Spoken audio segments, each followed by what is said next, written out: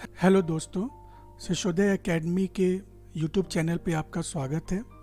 दोस्तों, आज हम जिस शब्द के बारे में बात करने जा रहे हैं वो बड़ा एक कॉमन सा शब्द है और इसको अक्सर लोग डेंगू प्रोनाउंस करते हैं। और आपने सुना होगा गवर्नमेंट की हेल्थ एडवाइजरी में, हॉस्पिटल्स में, मेडिकल प्रैक्टिशनर्स से, लोगों से, और अक्सर लोग इसको डेंगू प्रोनाउंस करते हैं।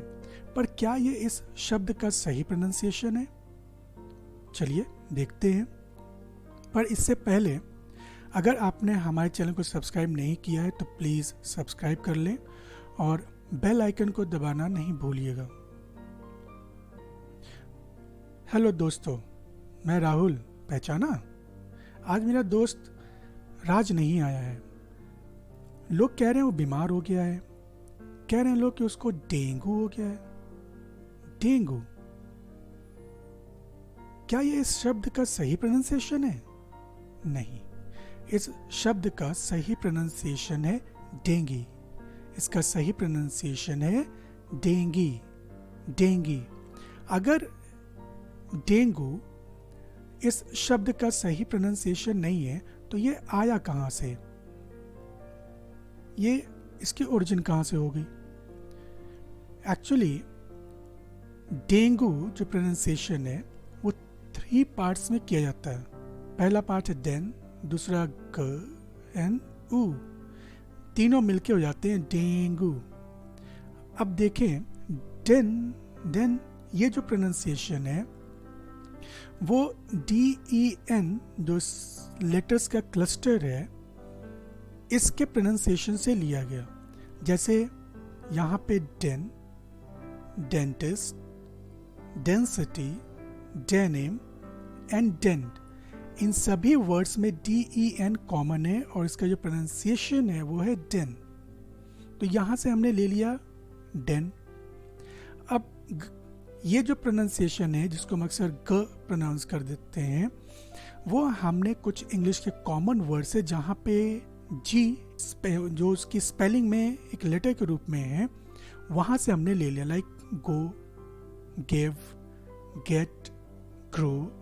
तो हमने ये जो ग साउंड है ये इन वर्ड्स से ले लिया। अब बचा UE।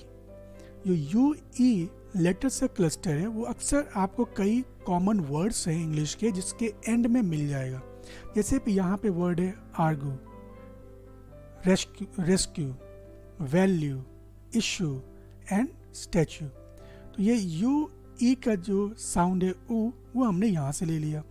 तो अब हो गया ये डेंगू, जो इस शब्द का सही प्रोनाउंसिएशन नहीं है। इस शब्द का सही प्रोनाउंसिएशन है डेंगी, डेंगी, डेंगी, डेंगी। दोस्तों, हम वर्ड को जान रहे हैं, उसके स्पेलिंग को जान रहे हैं, उसके मीनिंग को भी जान रहे हैं, लेकिन हम उसके प्रोनाउंसिएशन को नहीं जान रहे। ऐसा क्यों? क्योंकि अक्सर हम जब नए शब्द को देखते हैं तो उसके हम स्पेलिंग को सीखने की कोशिश करते हैं, हम उसके मीनिंग को समझने की कोशिश करते हैं, लेकिन उसके प्रोनाउंसिएशन को हम समझने की कोशिश नहीं करते। हम क्या करते हैं, अक्सर उस वर्ड के प्रोनाउंसिएशन को हम खुद ही जनरेट कर देते हैं, जो एक से दूसरे से तीसरे व्यक्ति तक पहुंच जाता है और इससे जो इनकरेक्ट प्रोनाउंसिएशन है वो पॉपुलर हो जाता है। जैसे इस केस में डेंगू पॉपुलर है, डेंगी जो करेक्ट प्रोनाउंसिएशन है वो उतना नहीं जाना जाता, या बहुत कम लोग होंगे जो इसका सही प्रोनाउंसिएशन करते होंगे। अगर हम किसी भी शब्द का सही प्रोनाउंसिएशन जानते हैं तो वो हमारी इंग्लिश को अट्रैक्टिव बनाता है और उसको स्टैंडर्ड इंग्लिश बनाता है।